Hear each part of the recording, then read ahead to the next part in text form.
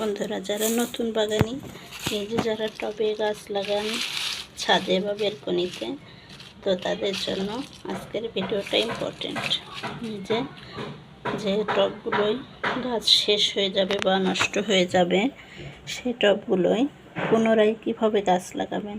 আমার এই টবে গাছ ছিল, সেটা নষ্ট হয়ে গেছে, তো আমি আবার গাছ লাগাবো বলে এটা প্রসেস করছি। এই যে পুরনো যে মাটিটা আছে ওটা ফেলে দিবেন না, না দিয়ে নতুন করে আবার এই যে পুরনো মাটিটা আমি আলাদা করে রেখেছিলাম, এটাতে আমি সবজির খোসা জমিয়েছি। তারপরে আমি এই খোসাগুলো যে সুন্দর করে প্রসেস করব। এর উপরে আমি অল্প অল্প মাটি দিয়ে দেব।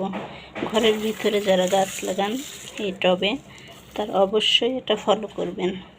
এই খোসা দেওয়ার পরে হালকা কিছু মাটি দিয়ে দিবেন, তারপর আবার সবজির খোসা দিয়ে দেবেন। যেহেতু খোসাটা পচে অল্প একটু হয়ে যাবে, আর যখন পচবে তখন ঘরের ভিতরে যদি থাকে ছোট ছোট পোকা হবে, তো পরিবেশ দূষণ হবে। সেজন্য অবশ্যই প্রতিবার এইভাবে মাটি দিয়ে দেবেন। দেখবেন সুন্দরভাবে আপনার জৈব সারটা তৈরি হয়ে যাবে, কোনো পোকামাকড় বা কোনো দুর্গন্ধ বের হবে না।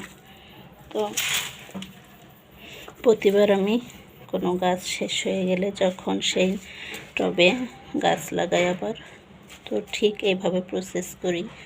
পুরাতন মাটির সাথে আমি নতুন করে এভাবে জৈব সার বানিয়ে তারপরে আবার সেখানে গাছ লাগাই। আপনারা এই প্রসেস ফলো করবেন এবং দেখবেন অবশ্যই সুন্দর একটা সুফল পাবেন। তো এই যে সব খোসায় আমি এতে দিয়ে দিই। এই যে আজ শাপলা কেটেছি, তো শাপলার ফুল লতা সহ সব কিছু ছোটো ছোটো করে কেটে দিয়ে দিলাম।